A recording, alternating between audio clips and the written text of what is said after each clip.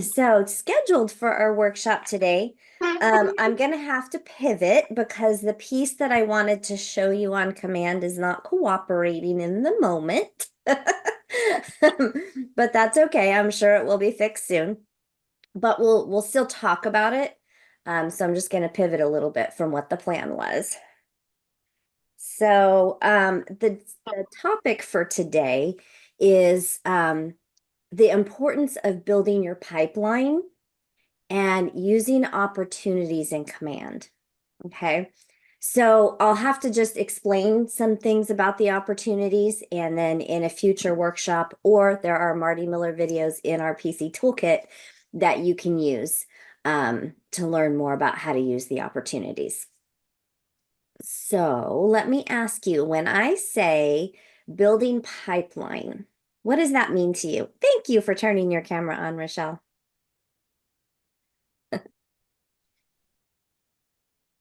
What do you think of when you think of pipeline? Basically just having your pipeline, which is the culmination of the people that you have in the works, whether it's been, cultivating, you've just had a conversation or a meeting with them, whether, you've already had them sign your contracts and you're about to buy them a house, and pretty much anything in between. It's basically just a structure to show you who is in your pipeline and what point of the transaction you're at with them. Exactly. So pipeline is people that have, in one way or another, raised their hand and said, I want to do a real estate transaction. Doesn't mean it's today, right? It could be a year from now, 2 years from now, or it could be, 2 weeks or 2 months from now. But it's different than a lead. Okay. And I know recently in coaching, we've talked about this, but we really want to focus everyone on building pipelines. Okay. Because that's where the business is going to come from. We want to make sure that you guys are using command at a high level when it comes to this. So, in other words, anyone, and I have some things we're going to go through. I have some slides I'll show you in a little bit, but anyone who is in your pipeline, your actual pipeline of business coming up in the next however long, should be put in opportunities in command. Okay. You can track your goals through command. You can track your appointments. You can track your opportunities. Has anyone here had the chance to play around with that a little bit? Created opportunities? Couple of you, okay. If we have time, I can show you how to create them and how to move them around. That piece is working, but the piece where the goal section is tracking is for some reason not working right now. So they're not showing up, at least 10 minutes ago when I was playing with it. So first, I'm going to go through a few slides about and talk about building the pipeline and ways that you can build it. Okay. Some of this is not new information, and some of this is important information. And what I really want to stress with everybody is we are at the time of year where people tend to go to sleep. People think, oh, holidays are coming up. No one wants to buy right now. So I'm just going to do my thing and I'll start back to work in January. Anybody here think that? So those of you that are working with buyers or sellers right now, let's have some feedback about that. What are they telling you?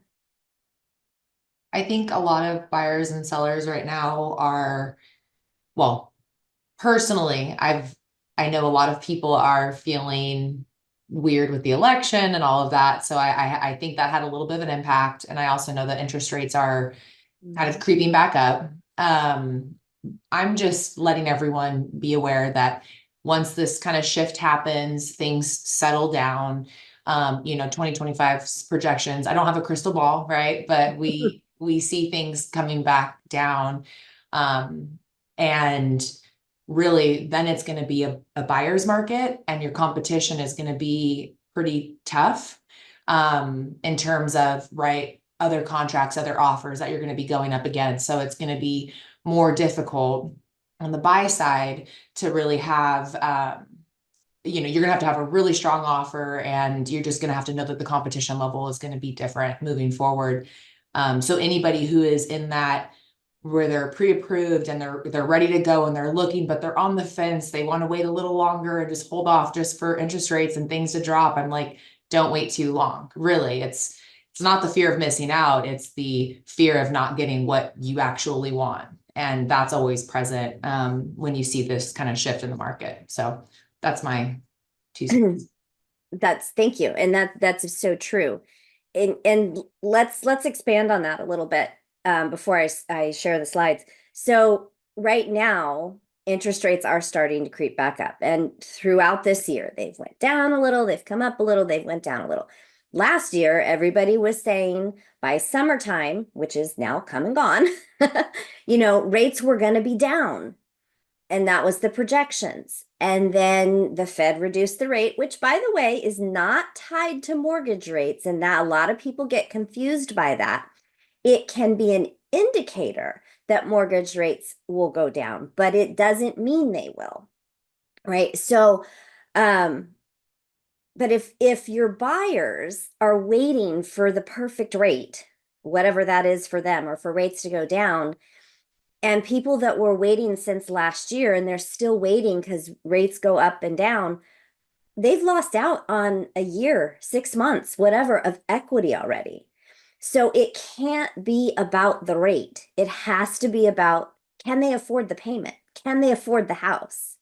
And we've got to get our conversations away from the rate and say things to them. So when they come at us with, oh, well, we just want interest rates we're waiting for them to come down, have them set an appointment with a lender, your market center's preferred lender, with not just send them to the lender. Set an appointment and you go with them. And you help guide the questions that should be being asked, right? Ask the lender to show mathematically how much equity they'll lose if they wait 6 months or wait a year versus what their payment would be. And when somebody says, well, I'm waiting for the interest rates to go down, ask questions, get real curious with that. Well, let me ask, what is your concern about where the rates are today? Right? Is your concern that you can't afford the payment because you think the rates are too high? So then take it a step further and say, well, let me ask you, if you had no idea what the rate was, and we took you to the lender and you were pre-qualified and he told you what your payment's going to be, and you were comfortable with that payment, having no idea what the rate is, would you be okay with that? Right? Because it isn't about the rate. It's about, can they afford it? And if interest rates go down, they can always refinance later. And if they don't, good thing they didn't wait, right? Because then they're just going to pay more. And to Madison's point earlier, if they wait, rates, let's just say for sake of argument, they wait 6 months, 3 months, 6 months, rates go down a whole point. That's going to save somebody a substantial amount of money in most of our markets, right? However, now a lot of the buyers are going to come out of the woodwork and we're going to have multiple offers driving the prices up, which is going to drive the payment up. So they're probably going to pay close to the same as if they paid whatever the rate is today. The key is, though, we have to educate them. And most of our buyers are not educated about that. They're just not. And so it's our job to educate them. So if you get that buyer that you're having a real tough time with that, set an appointment with your preferred lender at your market center and you go with them. That way everybody's on the same page and all the right questions are being asked. It's okay to send somebody to a lender. You don't have to go to every lender appointment, but make sure that's an extra added value that you can give your clients, especially those that are scared and confused and just uneducated about what's going on. Make sense? Okay. So if we want buyers to complain about rates and to send to lenders, how are we going to go get them? And better yet, how are we going to go find sellers? Right? Because if we're so focused on buyers, which a lot of times the conversation is so much around buyers, because let's face it, they're easier to come by, right? But they're a lot harder to work with. They take a lot more time. And we're not saying don't do it, but let's focus on the sellers. Because for every seller, if you market that property properly and you do your job as a fiduciary, you should get at least one buyer. So ideally, your business is going to be half and half. We talked about that at our business planning clinic, and we'll be bringing some tidbits of the business planning clinic throughout. We'll have a couple workshops in December because of the holidays. We won't have them all, but we will bring some tidbits of the business planning clinic to the workshop in December. Because we want to make sure that I know all market centers, we've had multiple workshops. Some are happening this week, some are happening next week, but we want to make sure that if anybody didn't get that, that we're at least giving you some pieces of it to help you build your business plan. Really, this should be pretty self-explanatory, but we want to capture leads. So we're going to talk about how to capture these leads. The goal is this is a process, right? We get the leads, we set the appointments, we get the agreement signed, we write the contracts, and then we get paid when it's all said and done. And so once we do that, then we want to make sure those ones that we're getting paid from, we're getting repeat and referral business from. So we have to have everyone in our database on a minimum of a 36 touch plan, a minimum. You can have them on as many as you want, but not less than that. That's statistically proven to have best results. Now, how are you going to go find these leads to put into your funnel to create those opportunities? We all know SOI is number one, right? SOI is at least 70% of most of our businesses. And yet people balk at that, right? Oh, I don't want to call them again. I just talked to them. If that's the case, we've got to build your database. So it's asking your SOI when you talk to them for referrals. Strengthen the relationships that you have. It's not about asking every single time you talk to them if they need to buy or sell a house. Most of your SOI is not going to need to do that in a given year, but someone will, and they're going to know other people that will, right? So you want to strengthen those relationships. Join networking groups, join Facebook groups. What's something that you're passionate about, a hobby that you have that you would enjoy, right? Maybe Madison earlier said she went to the gym. Did you talk to people? Or no, you didn't. You said you exercised. Did you go to the gym to exercise? I made an assumption there. I did exercise at the gym. That's my number one Okay. goal. But yeah, I've met a lot of people from the gym, and some of my best contacts, leads, and friends have come from there. Yeah, absolutely. So anything that you do, I don't care what your hobby is, what you love to do. If you like gardening, right? Even if you're just in your backyard by yourself, you have to go to the nursery to get your plants, right? And you can have conversations with people there based on mutual likes. Find a Facebook group with gardeners in it, people that like to do gardening. Find networking groups. We have somebody in our program who lives in an area. She happens to be in the Ventura Market Center. I don't know if she popped on here yet. Um, she lives in an area where it's very small community. And she joined a women's group there, and she's gotten several in the last year and a half transactions and solid leads of people who will transact just by being a part of that group. And she just goes once a month and talks to people and has lunch or whatever they do and has a nice time. And she's made so many connections. So we can't discount that. how to find those connections. And remember, you don't get 100% of the referrals you don't ask for. And how many times have you had a conversation with anyone and never asked for a referral? Right? And yet the statistic shows that 90% of, or 91% of people will give you a referral if you ask them, but only 11% regularly ask. So are we asking for referrals or are we shying away? Do we need to work on those conversations? Speaking of, here's something that you can take a screenshot of, that we have these also in our PC toolkit for those who are in coaching. But just simply talking to people and saying, I'm building my business on people I know and the people they know. Do you happen to know of anyone, a friend or family member from work or your neighborhood or even a group you belong to, who's been thinking of buying or selling a home or investing in real estate? I'd really like to be a resource for them.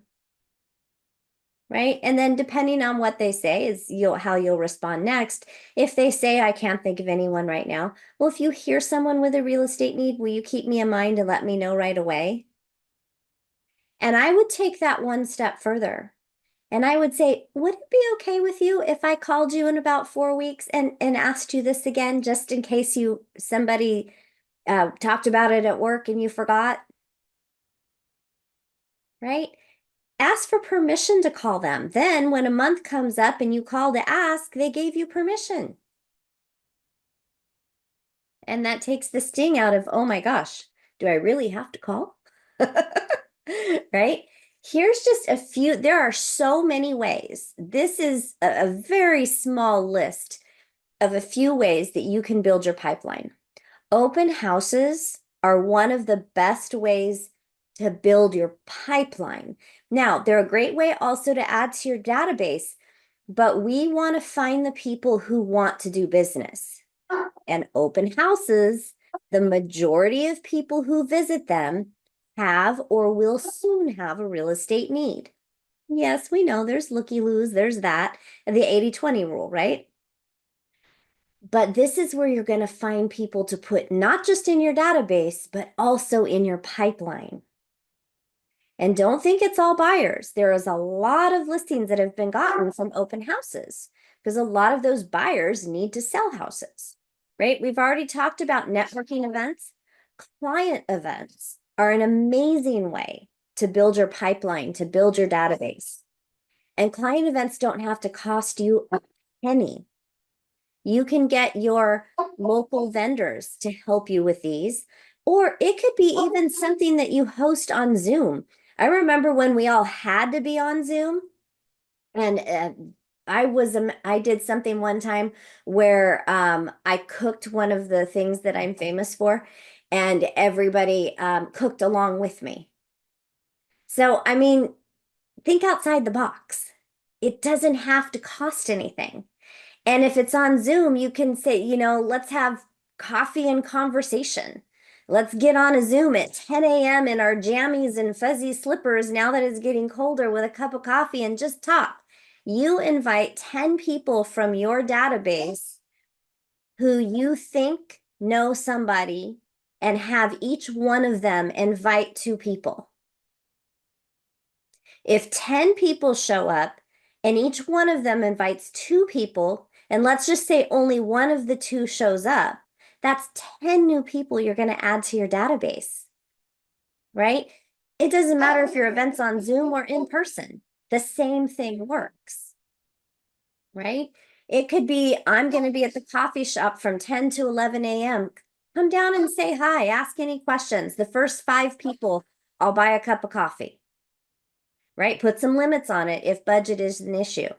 If budget's a total issue and you don't even want to buy 5 cups of coffee, that's okay.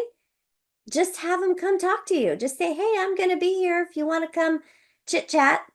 Ask me any questions about real estate. I'm setting aside this time to help my friends. FSBOs, for sale by owners. They have said, I want to sell my house. I'm going to sell my house. call the FISBOs. Better yet, go knock on their door. When you see a FISBO sign, go knock on the door. But don't try to list their house right then. And we can talk about that more later. You want to add value because I think it's 94%, 94, 96% of all FISBOs list their home with a realtor within 6 weeks if it didn't sell. So another great way to build your pipeline, right? Business to business. What better way to get referrals than to refer people? We talk about some of these things in our productivity coaching boot camp as well. We go into great detail on a couple of them. Playing a sport. Or do you have kids who play sports? Are there parents on the sidelines you can talk to? Wear a Keller Williams shirt or I love real estate shirt or hat when you go to these things. Find a way to create opportunities to have conversations. Shopping. Anybody love to shop? I don't, but some people really do, right? So go to the mall or wherever you go to shop and don't leave until you've met 5 new people and got their contact information. Going to the gym, we talked about that already. Garage sales. I know an agent who has got many transactions from visiting garage sales on a regular basis each weekend. A lot of people having garage sales are thinking about moving. And just, why are you having your garage sale today? Are you thinking of moving? Are you trying to just clean things out or are you getting ready to move? What an easy icebreaker, right? So there's so many ways. And that's your database. If we can get your database to 500 as quickly as possible, you will have no choice but to be successful, right? About 10% in total of your database will do business with you or give you a commission opportunity each year. Okay. Now, what I mean by commission opportunity is there's statistics around there's about 6%. It depends whether it's the SOI themselves in your database or if it's a referral that they give you, right? But one way or another, there's a commission opportunity. And is there anyone here that's currently in a transaction? So one thing I want you all to really make note of, when you are in transaction, that is one of the best times to build your pipeline by asking for referrals. And you should ask for referrals probably at least 5 or 6 times along the way at every opportunity when you get the agreement signed. By the way, is there anyone else you can think of who could benefit from my services? Right? When you open escrow, that's the happy time, right? When the inspections are done and the request for repairs is all figured out. When the contingencies have been removed, when the loan docs have been signed, when it's closed, when you check in with them a week and 2 weeks and 3 months and 6 months later and 9 months and happy home anniversary a year later. Those are all times to ask for referrals. And why do you think when you're in transaction is the best time to ask for referrals?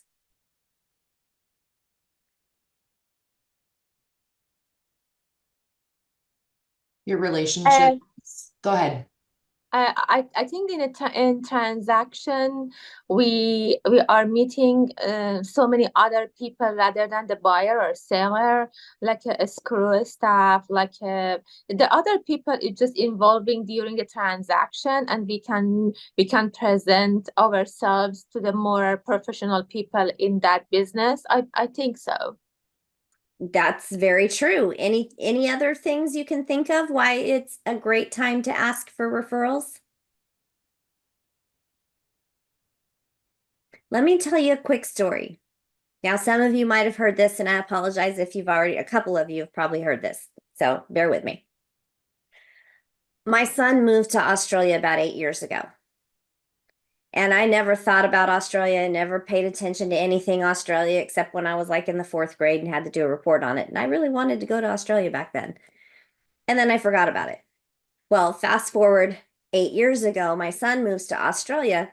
Suddenly, anytime I go out and I look at the wine list, I see wines from Australia. My husband and I were eating lunch when we were out of town, and the guys behind us in the booth were talking about a trip to Australia. I started hearing Australia everywhere.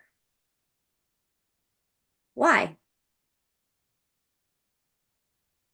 It's in the forefront of your mind. It's current. Yeah. My son had just left to move to Australia. So now that's what's in my realm, in my way of thinking, right? I would have never picked up on or cared that a wine was from Australia. I'd have never heard the guys behind me talking because I'm one of those that thankfully can block things out if I need to. My husband's not, poor guy. Um, I would never have picked up on that. It's kind of like another similar analogy is the car that you drive now, you probably never noticed it before on the road until you started, until you got it. Now you see it everywhere, right? I've even actually almost gotten into the wrong car once. That's why I have all my cat things all over it, so I can't get in the wrong car. But the point is, when we're in the middle of something, is when we hear other people with those same needs. So when somebody's in a transaction, they're going to be extra in tune to hearing their coworkers or a family member or a friend at a gathering talking about wanting to buy or sell a house. So you have to take full advantage of those opportunities. And if you don't take advantage of those, you're going to lose out on so many opportunities because you will likely get at least one solid referral from every transaction if you ask out all the high points. And if you do, let's just say you do one a month, 12 transactions a year, you could double your business in the next year just by asking for referrals at the right time.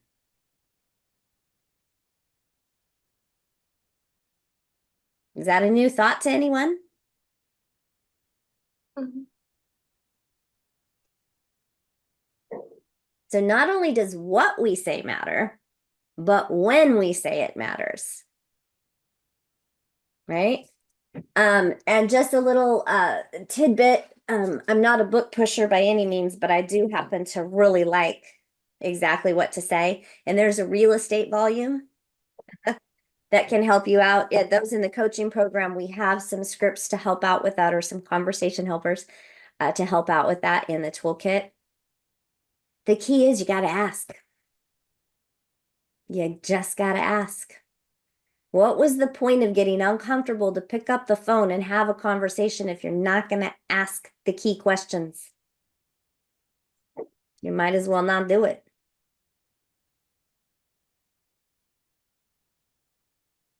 Any questions, thoughts, or comments?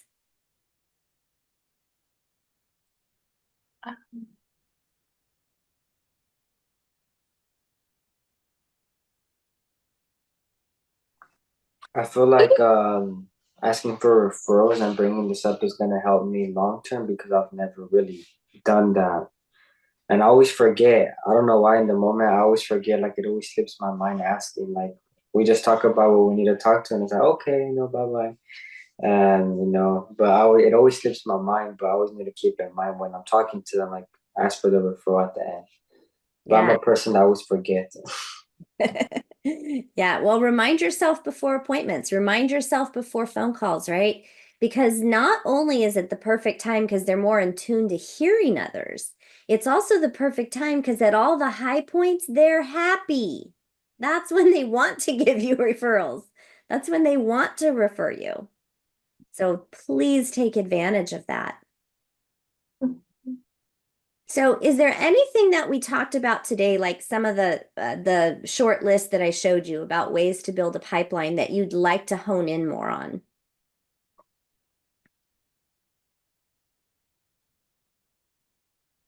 How about to make the pipeline through the Instagram page and just advertise as in an Explorer for introducing as an agent? How is that? So social media is huge, whichever social media outlet you choose. And I will tell you that recent social media, I've taken some social media classes recently. And Facebook, believe it or not, has the most active users. They have 3 billion active users, and Instagram has 2 billion active users. And this is per month. And this is a very recent statistic, about a month old. So Facebook and Instagram are going to be your two best things. And it's the best one is the one that you'll use, right? The one that you're comfortable with and will use. That's ultimately what it boils down to. If done correctly, you can really get a lot of referrals and build pipelines from social media. But it isn't just about, throwing do you want to know the value of your house post up? That's not going to get you much. Okay.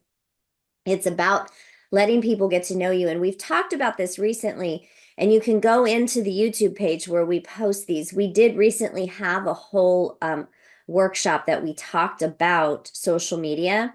But the one thing that I will tell you just real quickly on that is in the new Bold, they have a new model. Keller Williams loves its models, and it's called the like model. So for a few of you that might not have heard this yet, the L stands for local. Okay. So local information, not market updates. Okay. There's a place for that. This is you went out to dinner and you loved the restaurant. Give it a great review. Ask people what their favorite local pizza place is, what their favorite local ice cream place. It doesn't matter, right? It's have it be something local information, letting people know about events that are happening.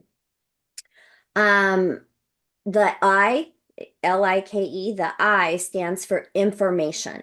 Now, this is where you would probably post a market update once a month. And every week on your social media, you should do the like model at a minimum, the 4 posts, right? So information would be a market update. It could be tips on getting your home ready to sell. It could be helping educate on interest rates and what they mean and don't mean.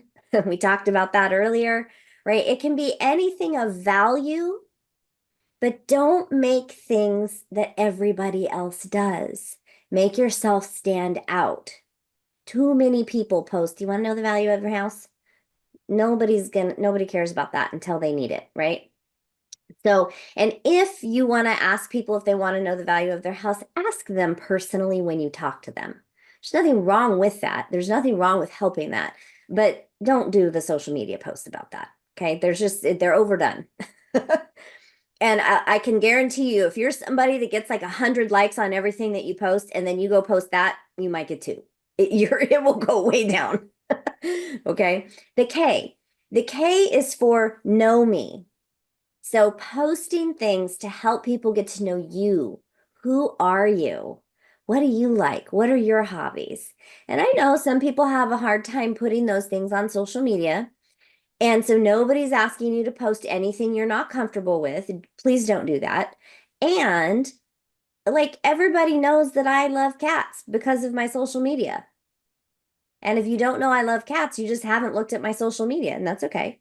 Right. But so basically, I should be able to know a little bit about you when I look at your page. And if I don't, if you look at your page, and I encourage everyone to do this, doesn't matter what Facebook, Instagram, doesn't matter. Look at your page. I want you to go through and scroll through the last couple months. Is there anything on there that would help somebody that doesn't know you get to know you? And if there's not, you got some work to do, right? Help people because people want to do business that they know, like, and trust. And so that's really key.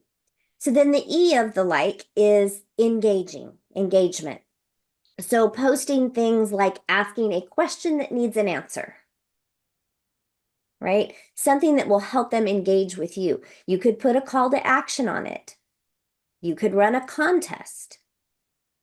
It's just something that will engage. Now, the key to anything that you post on social media, by the way, is when people do like your posts, send them a private message thanking them for liking your post. And depending what it was will depend on what you'll say. But, hi, Madison. Hey, thanks for liking my post on Fur Baby Friday. I know you love animals too. How are yours doing? Right? So make it about them. So the thing is just the thing, so they'll remember why you're reaching out, why you're saying that. But if they comment on your post, make sure you're liking those and commenting back, because that's how social media works. And that's where Facebook has a leg up on a lot of the other things because of the ability to do some of that. Because you can't, you can on Instagram. You can like their things and you can reply. But that's really important that you engage with the people engaging with you. Okay. And Go ahead. and you have the same point with the LinkedIn and the YouTube as the social medias, exactly similar platform like a Instagram and the Facebook, or the LinkedIn or the YouTube is a little bit different. So a little bit different. I'll be real forthcoming. I don't know a lot about LinkedIn. I know for a while a lot of people were talking about it, and I thought maybe I should learn that. And then I thought, no, I don't even keep up with the two I have. I'm gonna practice what I preach and focus on the ones I know. Because here's the thing. If you focus on too many things, you're not gonna focus on anything well. LinkedIn, where it can be sort of popular, I don't think a ton of people get that much from it.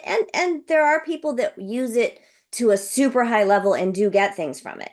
So that's something you want to do. You can definitely look into it. YouTube is another really great thing. Actually, YouTube has the most views, second to Google, of course. But it's different than Facebook and Instagram. So it just depends what you want to focus on. I will refer you to the MREA podcast.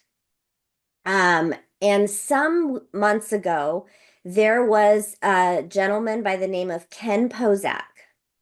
So look for the MREA podcast with Ken Pozak.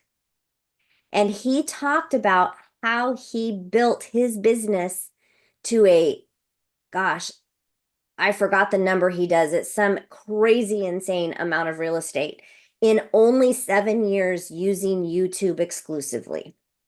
What was the name of the person in the MRA podcast? Ken Pozak. I'll put it in the chat. And I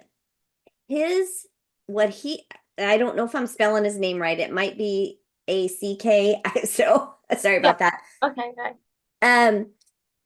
He has such a phenomenal system around it that they're actually teaching it or touching on it in the last week of the new Bold.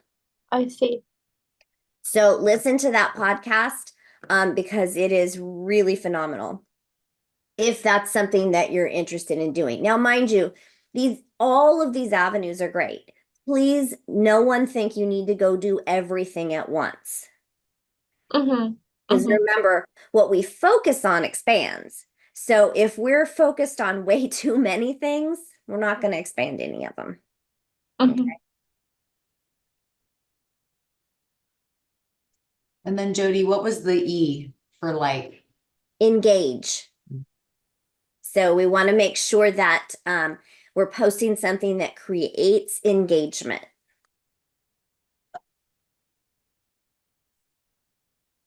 And that could also mean creating something so cool that people want to share it. The goal is for your post to be shared. And then when you do all this, and this is something that was uncomfortable for me, and I'm getting better around it. And you'll see our social media for coaching is going to improve in the next year. We're really going to help focus on that. Partly to set the example so that the agents can see how to use it well. You have to post things publicly. So that's why you want to be careful what you post. You can still, per post, you can choose what you're going to let the public see and what only your friends will see. So, like if you're somebody who loves to share things about your family, but you don't want everyone in the public to see it, you can still post that privately. Just know that when you're posting purposefully for real estate, you'll want to post those posts publicly. And be purposeful, guys. And part of social media purpose is doing like your 10-10-5, which means 10 likes, 10 comments, and 5 shares or private messages, ideally to 25 different people every single day. The key is do this during your lead gen time. It's legitimate lead generation, right? Just don't go down the rabbit holes of the cat videos and all that other stuff while you're doing this. And don't make part of your 10-10-5 other agents and people that are not going to be doing real estate. Make sure it's done purposefully to the people you want to engage with and create those relationships with. Ileana? Hi, thank you. I have a quick question. This is my first workshop. I'm just getting started, so I have a lot of questions. But when it comes to social media, do you think it's a good idea to start like a brand new page instead of making your personal page into like a real estate page, which I feel like might be weird? Or if I should just start over and create like a new real estate page? So that's a great question, and no need to start anything over.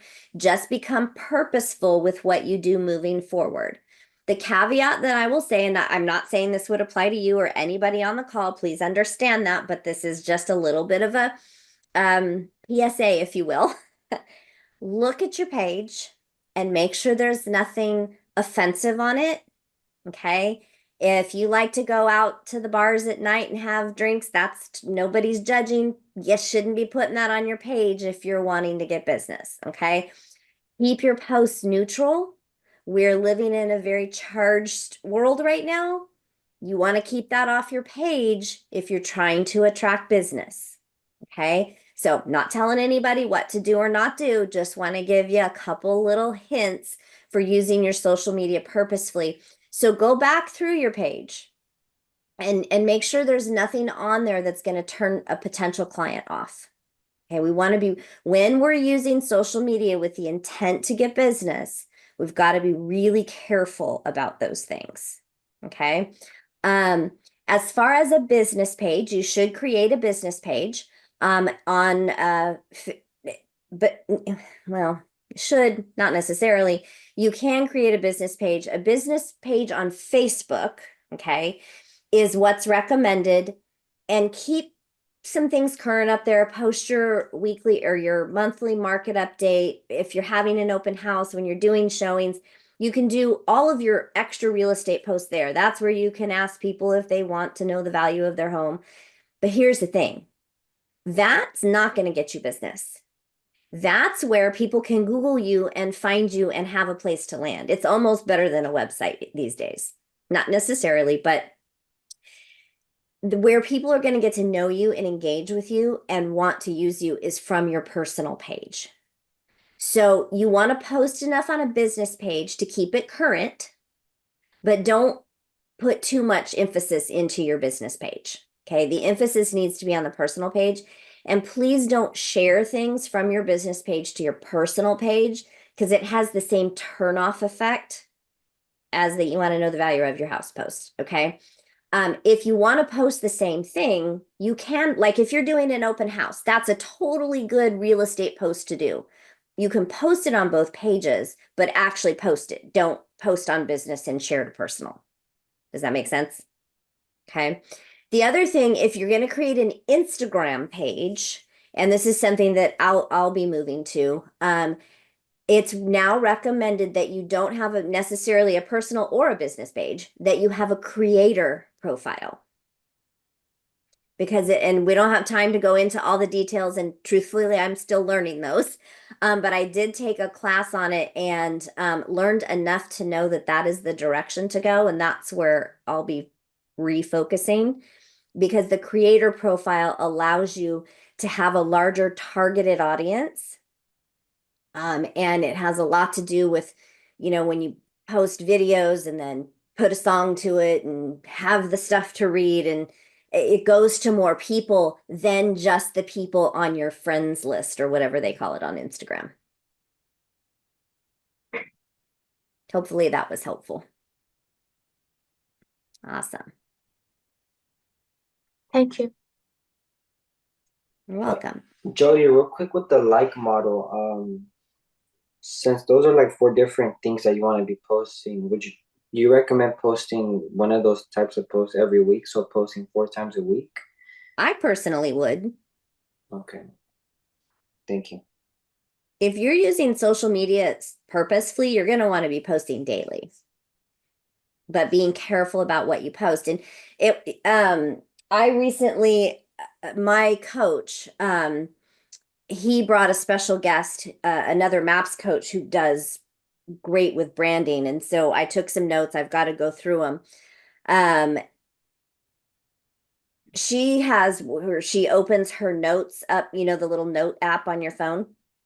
She opens that up, and every time she sees something she thinks she wants to post or may post at a later time, she drops it in there. And so when she has her time block to be purposeful with things with social media, the idea is already there. She just has to do the post. She'll even type out the post and have it where it's cut and paste. And I know that there's some websites that will help you with that as well. Command, you can schedule posts to your business page. That's the one thing I wish we could schedule to personal, but Facebook doesn't allow personal scheduling. I wish they did. That would be cool. But there are some third-party things out there that will help with that.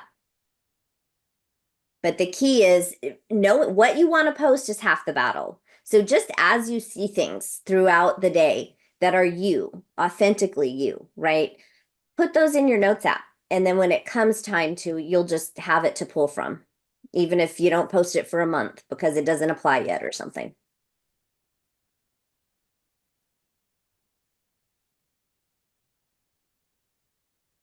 All righty. Any other questions about some of the different ways to build your pipeline that you'd like to have a little more detail on? So the paper advertise, it doesn't work anymore. No, it really doesn't. It just Printed, just wasting a money and then wasting a time. in my opinion, absolutely, and in most most people's opinions. That's not to say if you had, a $5 million listing that you wouldn't do some form of print advertising, but a newspaper certainly wouldn't be where I'd do it. And most places don't actually have physical newspapers anymore. Yeah, I remember back in the day, open houses, the biggest way to advertise the open house was to put it in the newspaper, and there was a whole page or 2 pages dedicated to all the open houses for the weekend. We haven't seen that in years. So yeah, please don't waste money on print right now. Mm. Um, All righty. Well, unless anybody wants to go deeper on something, I'm going to give you a few minutes back, and I expect you to go call somebody or text somebody and ask them for a referral in those few minutes. Sound good? All right. Have a great day, everyone. And wait, 1 second. We are going to be doing an all PC program open to everyone in the market center. So if you happen to be on here and you're not a part of the program, on Saturday the 16th, we're going to be doing a special lead generation morning to include everybody, and we're going to be in person in some locations. And so more information is going out. So mark your calendars. Details to follow. do we have another program today, or that is it? That is it. We have, if you're do you go to the daytime classes or evening? No, I just asked the Emmy. I just want to attend for today as well for the 6 o'clock. The group, you don't go to group coaching until you've went through boot camp. Yeah. And Yeah. then boot camp, you can either go on Mondays once a week, or our daytime one starts tomorrow, and that's preferred if you can do that. Yes, I am in a boot camp. Yes. Okay, perfect. Thank you. Thank you. That was very, very good. That was very, very useful and very high positive energy from you. That was great. Thank you. Thank you. I'm glad you enjoyed it. All right, everybody, we'll see you soon. See you soon. Bye. Bye. Bye. Thank you. Bye. Thank you. Thank you.